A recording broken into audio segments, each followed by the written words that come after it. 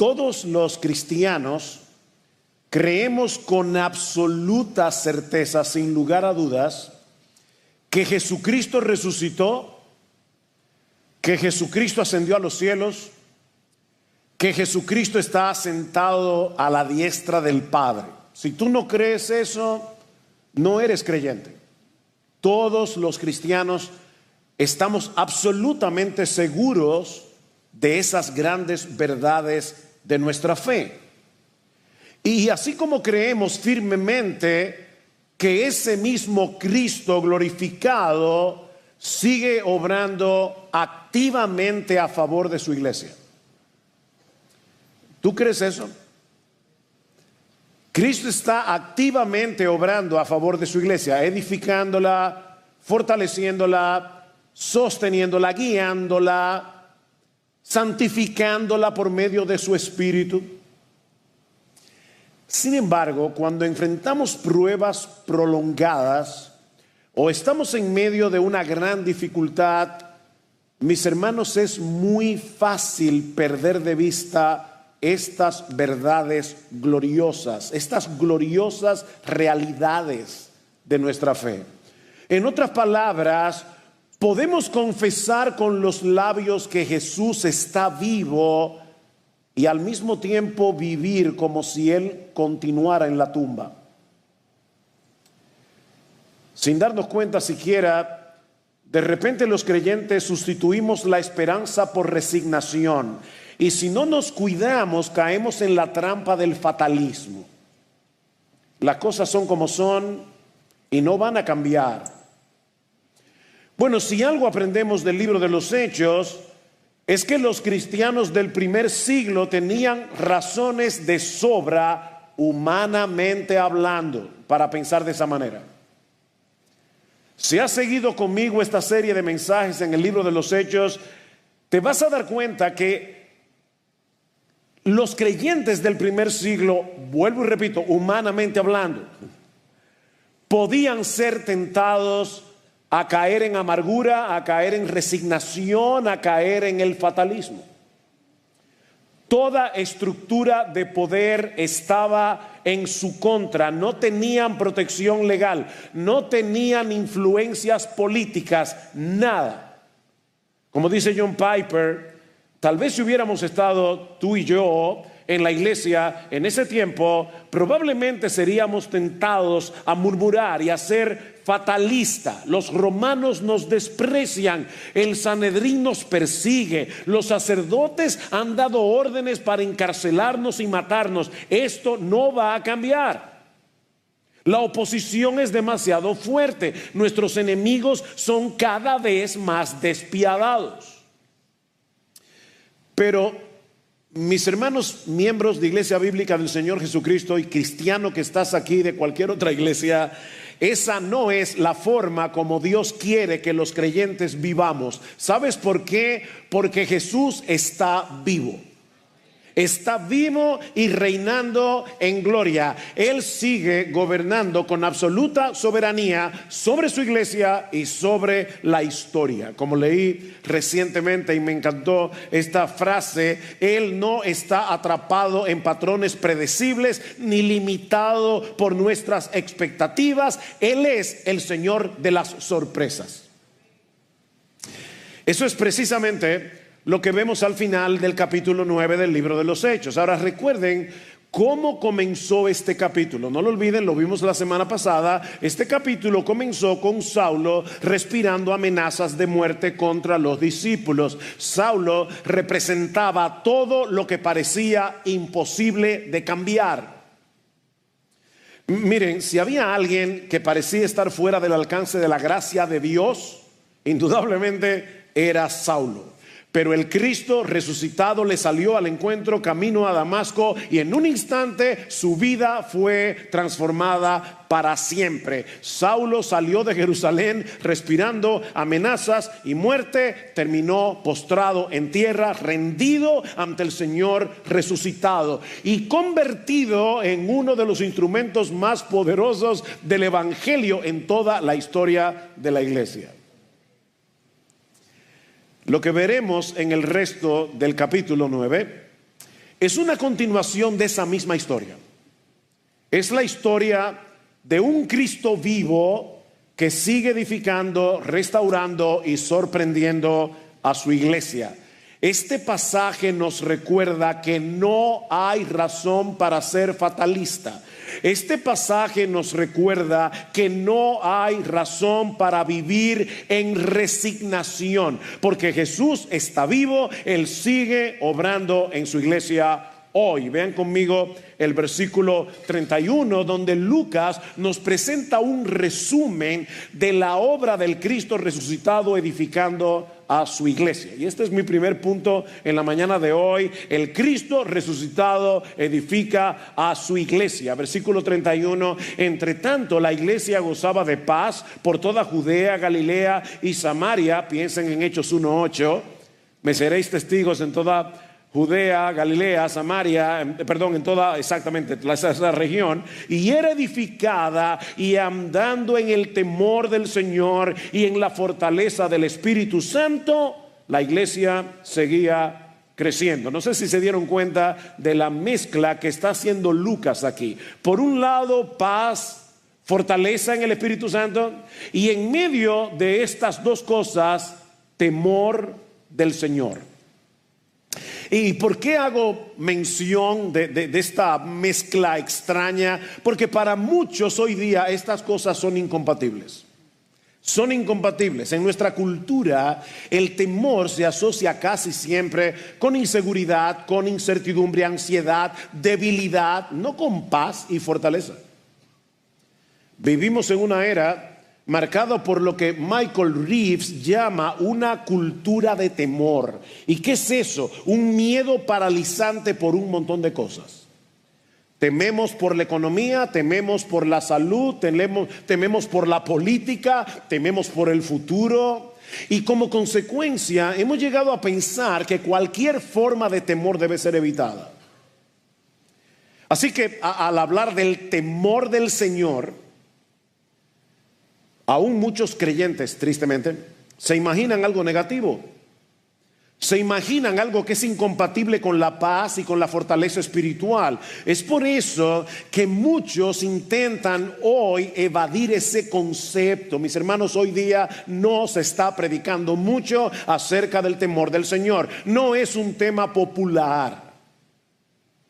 En muchas iglesias se presenta a Dios, a un Dios reducido a una especie de abuelito celestial que nos siempre permisivo, nos complace en todo.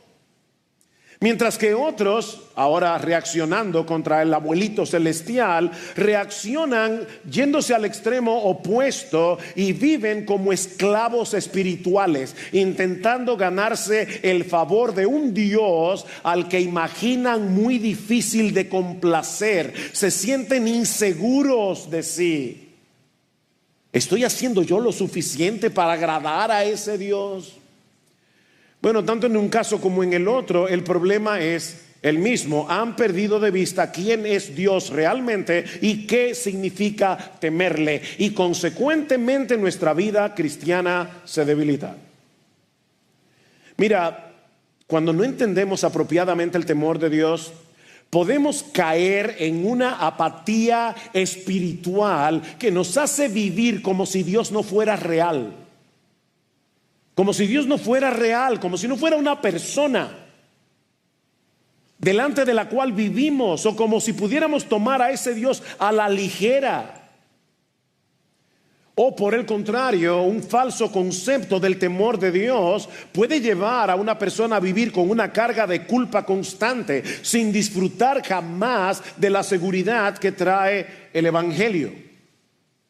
Pero el temor del Señor que Lucas menciona aquí es de otro tipo. No es un miedo que paraliza, es una reverencia gozosa, es un profundo asombro ante la majestad, la santidad, el poder omnipotente y la gracia de Dios que nos hace temblar, pero de gozo, no de terror. Nos hace temblar. Una persona que no tiembla ante la presencia de Dios no conoce a Dios o está mal de la cabeza.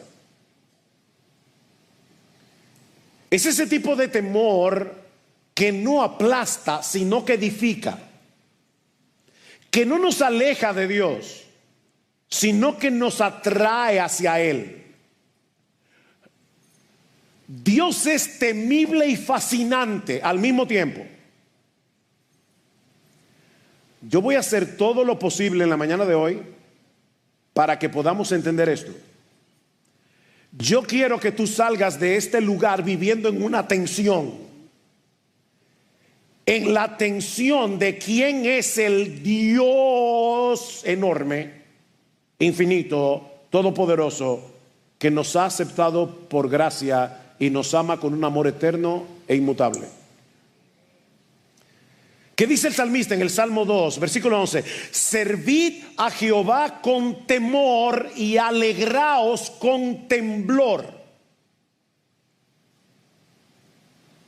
¿Oíste eso? Temor, temblor y alegría en el mismo corazón. Bueno, pastor, pero eso era en el Antiguo Testamento. Ok, vamos al Nuevo Testamento.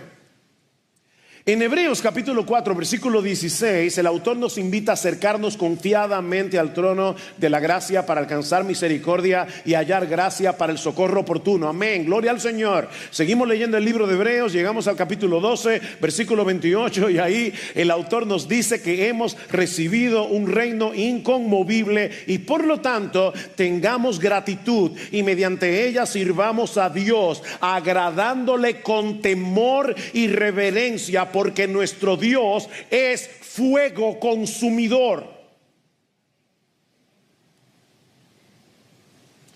No es un abuelito celestial. No es un diosito. Es un Dios temible.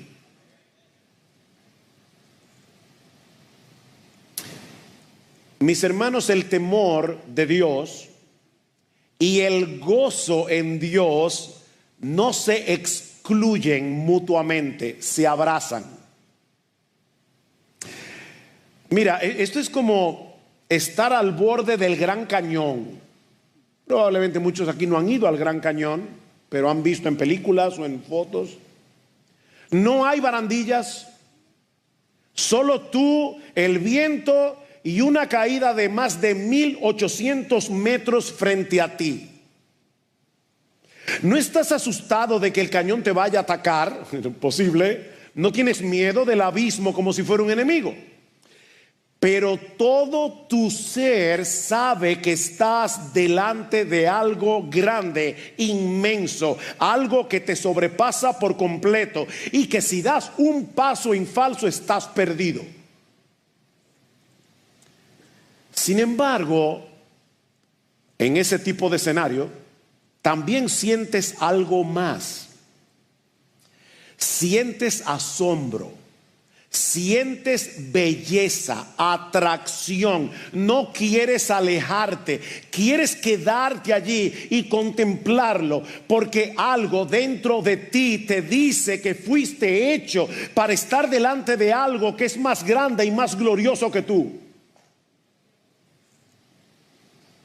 Y entonces tiemblas, pero no de terror, sino de admiración.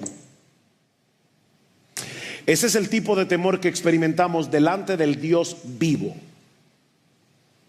Él no es como una fiera que viene a devorarte. No. Él es más bien como una tormenta majestuosa. Cuando llegues a tu casa, léete el Salmo 29. Lo leí esta mañana. Qué sorprendente este salmo.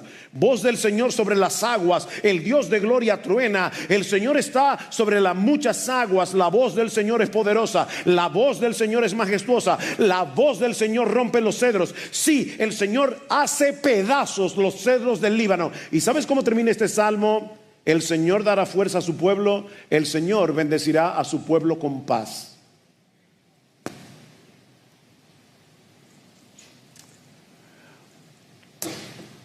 Él es una persona a la que nadie puede domesticar.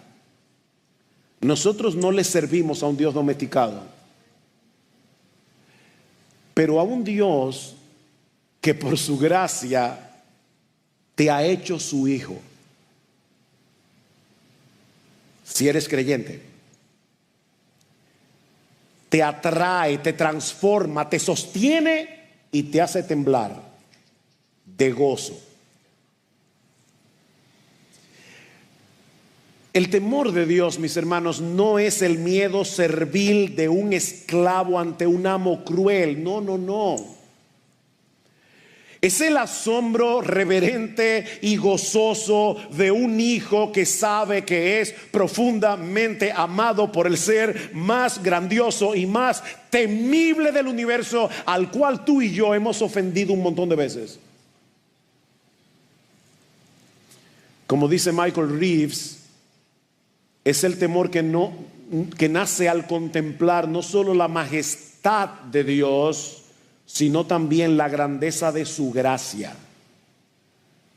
Cuidado aquí. No podemos quedarnos únicamente contemplando la majestad de Dios. Tenemos que ver a través de la Escritura la grandeza de su gracia. Hablando acerca del nuevo pacto que nosotros, tú y yo, disfrutamos en Cristo hoy, dice Dios a través del profeta Jeremías capítulo 32, ellos serán mi pueblo, yo seré su Dios y les daré un solo camino y un solo corazón, para que me teman para siempre, para su bien y el de sus hijos después de ellos. Dios quiere que le temamos para nuestro bien. Haré con ellos un pacto eterno, que no me volveré atrás de hacerles bien, y pondré mi temor en sus corazones para que no se aparten de mí. ¿Te das cuenta? El temor del Señor es un regalo, es lo que dice Jeremías. El temor del Señor es un regalo, es una gracia implantada por Dios en nuestros corazones, no para que nos alejemos de Él, sino para que nunca nos vayamos fuera de Él. Es para mantenernos cerca. Es la respuesta natural del pecador que ha sido perdonado, de un rebelde que ha sido adoptado, de un esclavo que ha sido libertado.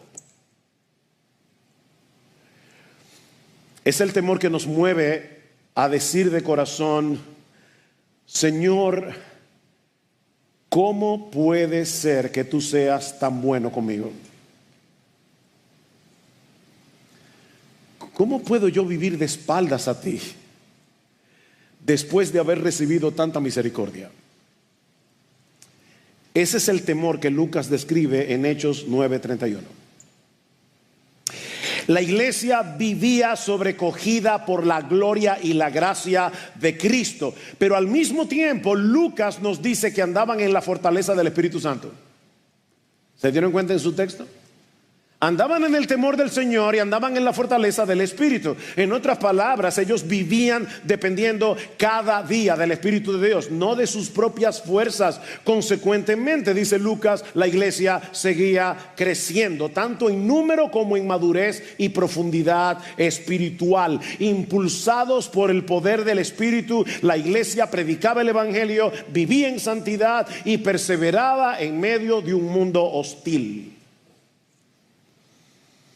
Así que este crecimiento era el fruto de una comunidad profundamente consciente de la presencia de ese Dios glorioso y temible en medio de ellos. Mi hermano, mi hermana, tú estás consciente de que Dios ha prometido estar en medio de su pueblo, cuando su pueblo se congrega en su día para adorarle en el nombre de Jesús. Dios está aquí.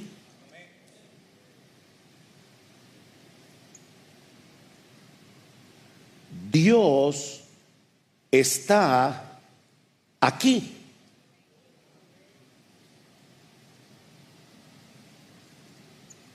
Estos creyentes experimentaban temor y gozo, reverencia y confianza, humildad y fortaleza, paz y poder.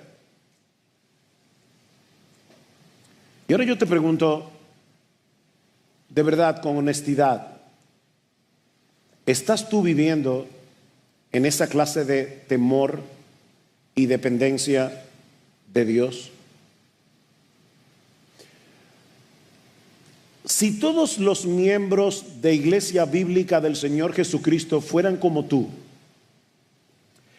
se podría decir de IBCJ que esta es una iglesia que anda en el temor del Señor y en la fortaleza del Espíritu Santo. Miren, mis hermanos, podemos venir cada domingo y cantar las verdades más gloriosas como las que hemos cantado hace un momento, y aún así vivir el resto de la semana como si Dios no fuera real. Podemos servir activamente en diferentes ministerios y al mismo tiempo perder el asombro que debería acompañar toda verdadera obediencia y toda verdadera adoración. Podemos acumular conocimiento bíblico y aún así estar secos espiritualmente porque hemos dejado de temer a Dios con reverencia y gozo. No nos estamos alegrando con temblor, como dice el salmista en el Salmo 2.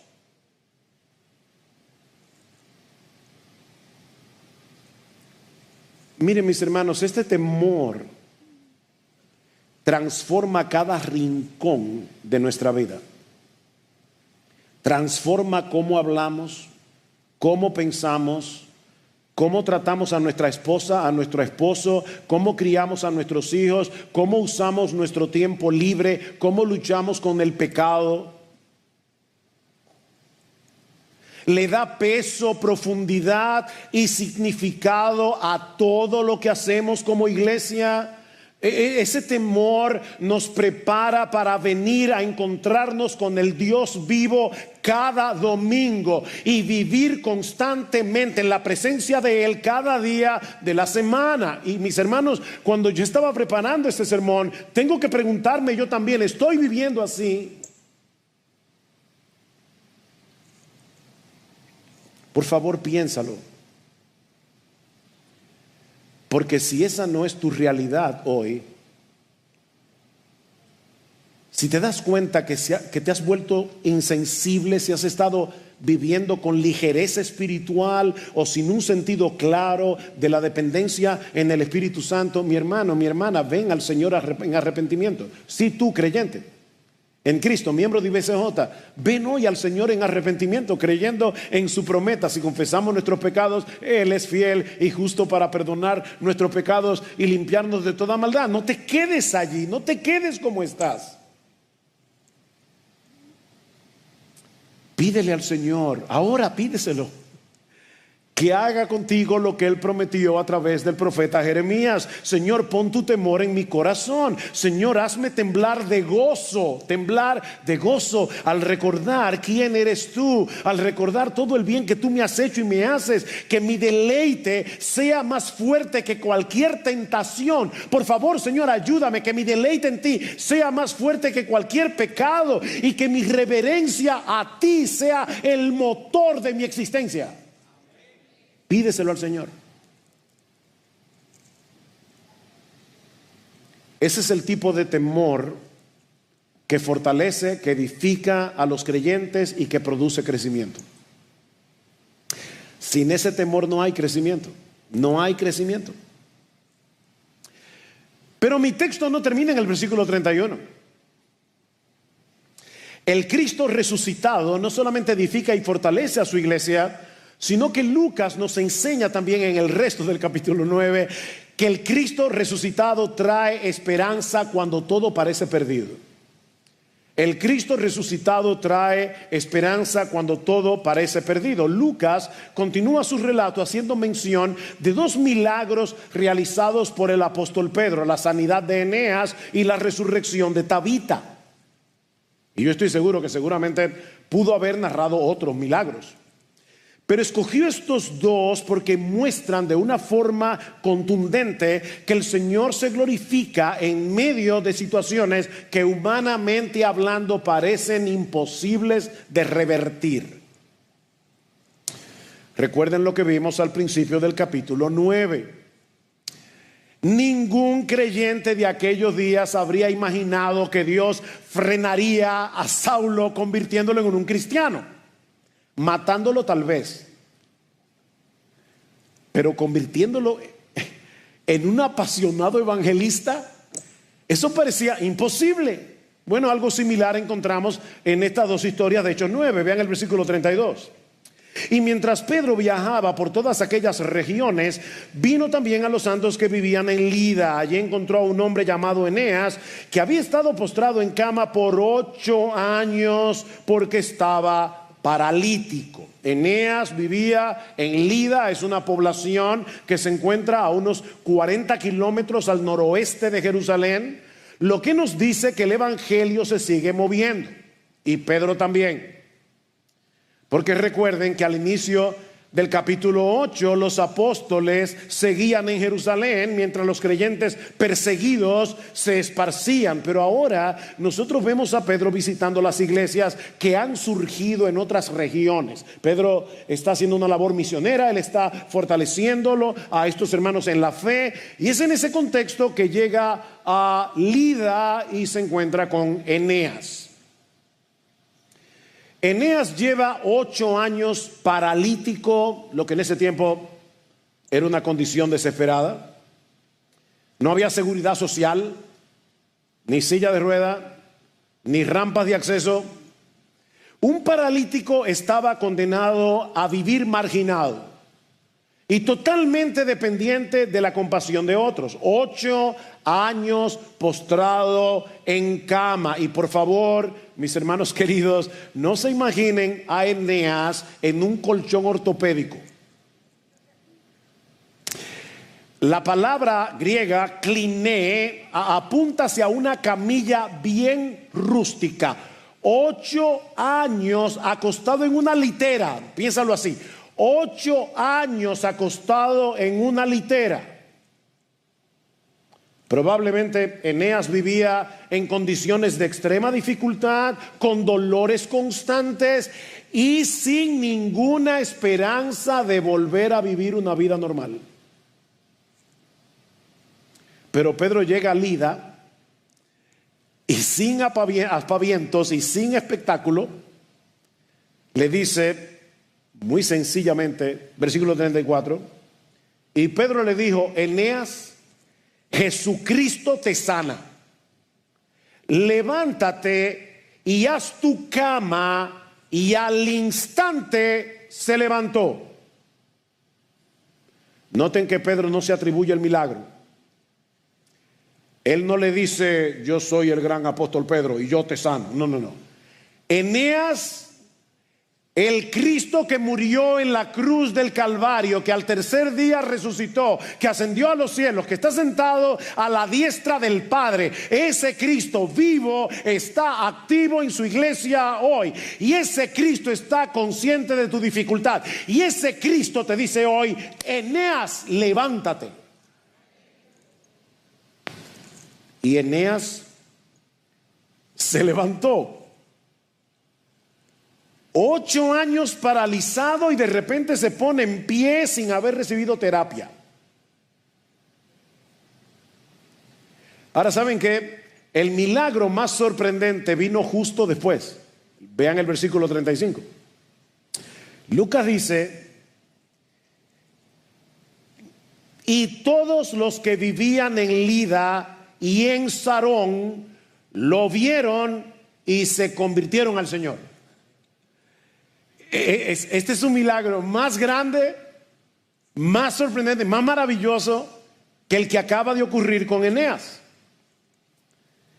Mis hermanos, recuerden lo que veíamos hace 2 semanas atrás en Hechos 8. Los milagros son señales. ¿Se acuerdan cuando yo les hablaba de la mamá que le decía al niño: mira al pajarito, y el niño se queda mirando al dedo? Bueno, los milagros son señales. Los milagros apuntan hacia algo más allá del milagro mismo, y es el poder de Dios en Cristo para salvar pecadores. ¿De qué le sirve a un paralítico volver a caminar si después de su muerte va a terminar en el infierno, separado eternamente de Dios? Mi amigo, déjame decirte algo. Tal vez tú viniste hoy aquí y estás escuchando este mensaje y no te sientes identificado con este paralítico, pero sabes que la Biblia dice que todo aquel que está sin Cristo está espiritualmente muerto. Efesios capítulo 2 versículo 1, está incapacitado para buscar a Dios, es un esclavo del pecado. Pero sabes que, mi amigo amado que estás aquí en la mañana de hoy, el mismo Jesús que le dijo a Eneas, levántate, te dice hoy por medio del evangelio, levántate, ven a mí y vivirás. El mismo Cristo. Ningún pecado es mayor que su gracia, y no hay un corazón tan endurecido que Él no pueda transformar en un momento. Cristo puede darte vida hoy si vienes a Él en arrepentimiento y fe. Porque la muerte espiritual, como la muerte física tampoco, es un obstáculo para Él, como lo demuestra el segundo milagro que Lucas relata en este pasaje, versículo 36. Había entonces en Jope una discípula llamada Tabita, que traducido al griego es Dorcas. Esta mujer era rica en obras buenas y de caridad que hacía continuamente. Y sucedió que en aquellos días se enfermó y murió, y lavado su cuerpo lo pusieron en un aposento alto. La ciudad de Jope era un importante puerto en la costa del Mediterráneo. Estaba a unos 18 kilómetros al sur de Cesarea. Y van a entender al final por qué estoy haciendo menciones de estos datos geográficos. No están de más en el sermón. Fue en ese mismo puerto donde siglos atrás Jonás tomó un barco para huir de la voluntad de Dios. Bueno, allí en Jope vivía una mujer llamada Tabita, o Dorcas en griego, una creyente piadosa que abundaba en buenas obras, dice la versión Reina Valera del 60. Y eso es interesante porque Dorcas no sería conocida de no ser por este milagro. Si este milagro no hubiera sido relatado por Lucas, tú y yo no hubiéramos sabido nada de Dorcas. Sin embargo, qué interesante, ¿verdad? Que el Espíritu Santo quería que los cristianos de todas las épocas supieran de esta mujer que era rica en buenas obras. O sea, Dios está aquí exaltando a Dorcas y está mostrándola como un ejemplo, mis hermanas, como un ejemplo a seguir. Bueno, un día Dorcas se enfermó, murió así de manera abrupta. Humanamente hablando, no había nada que hacer. Pero los creyentes en Jope se enteran de que Pedro está cerca, a menos de 20 kilómetros. Así que enviaron 2 hombres a buscar a Pedro. Versículo 39.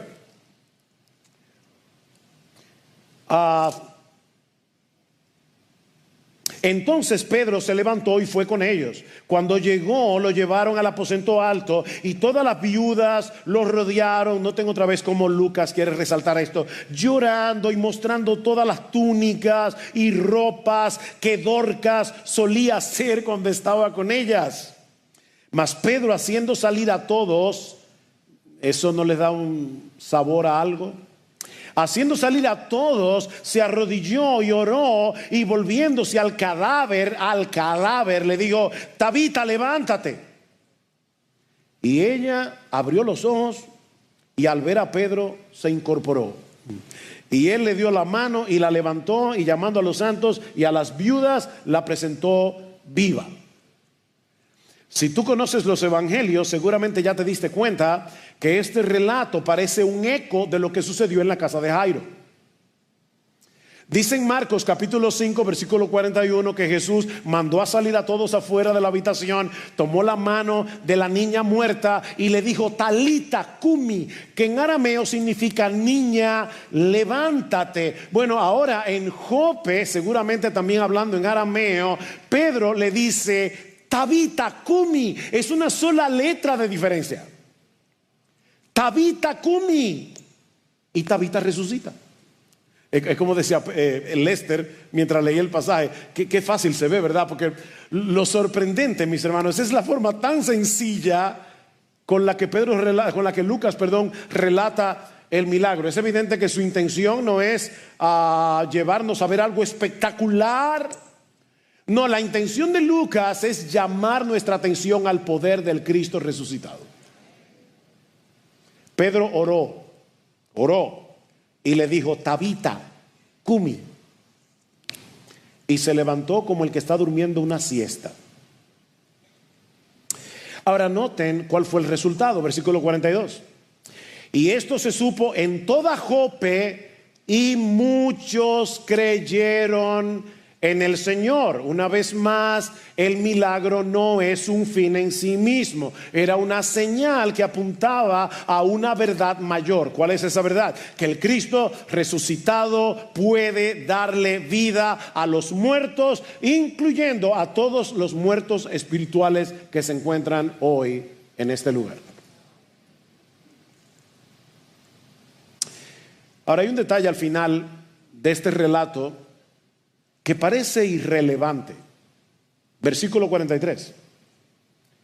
Y Pedro se quedó en Jope muchos días con un tal Simón curtidor. Repito, esa nota parece irrelevante, pero los curtidores eran considerados impuros por los judíos porque trabajaban con animales muertos, con pieles de animales muertos. Y sin embargo, aquí está Pedro, nada más que Pedro, hospedado con Simón el curtidor. Aunque Pedro en ese momento no lo sabía, el Señor lo ha estado preparando y geográficamente acercando a Cesarea Marítima. Hay dos Cesareas, Cesarea de Filipos, Cesarea Marítima. Aquí está en Cesarea Marítima, porque Dios lo está preparando para su encuentro con Cornelio el gentil, que vivía en Cesarea. De manera que lo que Lucas nos está haciendo como un guiño de ojo, diciendo: el Cristo resucitado no solamente está edificando, no solamente está fortaleciendo a su iglesia, sino que continúa expandiendo el evangelio y transformando, como lo hará al apóstol Pedro, para quitarle el prejuicio que no le permitía llevar el evangelio al mundo gentil. Pero eso lo veremos en el próximo sermón del libro de los Hechos. Ahora, ¿qué aprendemos de esta historia? ¿Qué aprendemos de esta historia? Bueno, la gran verdad que nosotros podemos extraer de esta historia es que nuestro Dios es temible, que no podemos tomarlo a la ligera, pero que debido a su gracia, los creyentes nos gozamos en vivir para Él y nos refugiamos en Él en medio del dolor y la aflicción. Temor y paz, reverencia y alegría. Mis hermanos, termino como comencé. Nuestro Señor es temible y adorable. Es temible y adorable. Nos sobrecoge y nos deleita. Nos hace temblar y nos fascina, todo a la vez. Es por eso que en el Antiguo Testamento a las fiestas judías le llamaban, ¿cómo? Le llamaban a fiestas solemnes. Hoy día la gente piensa que eso no puede ser. Si es una fiesta, tiene que ser un jolgorio. Y si es solemne, tiene que ser un funeral. Pero ¿saben cómo deben ser nuestros cultos de adoración? Una fiesta solemne. Es una fiesta solemne. Mira, mi hermano, cuando tú llegues a casa, vuelve a leer la descripción que hace Juan del Cristo resucitado en Apocalipsis capítulo 1, versículo 10 al 16. Léete con calma y en oración esa descripción del Cristo resucitado. Juan, aquel que ponía su cabeza en el pecho del Señor, cayó como muerto a sus pies. No es un Jesucito. Pero Jesús, el alfa y el omega, puso la mano sobre él y le dijo: no temas. Yo soy el primero y el último, y el que vive y estuvo muerto. Y he aquí vivo por los siglos de los siglos, y tengo la llave de la muerte y del Hades. ¡Wow! ¿A qué Jesús es al que nosotros hemos venido a adorar en esta mañana?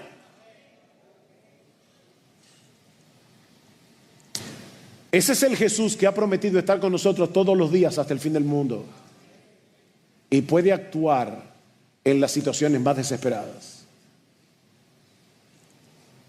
John Piper dice que la vida cristiana puede compararse a lo que sucede en el ojo de un huracán. Un huracán es una fuerza impresionante, abrumadora, aterradora, pero en el centro, en el ojo, hay calma. Y de hecho hasta a veces se puede ver el sol, la luz del sol, el cielo despejado. Bueno, mis hermanos, Jesucristo, escuchen con calma a Jesucristo. Déjenme decirlo con calma. Jesucristo, nuestro Señor, nuestro Salvador, es infinitamente más poderoso y más temible que el más potente huracán. Pero debido a su gracia, los creyentes estamos en el ojo del huracán, donde ese poder no nos hace daño, sino que obra a nuestro favor. ¡Wow! ¡Qué glorioso! Así vivía la iglesia de Hechos 9:31. Como quienes caminan en el ojo del huracán, el Cristo resucitado continuaba mostrando su poder impresionante, pero en el centro, en el ojo, había gozo, había calma, había esperanza.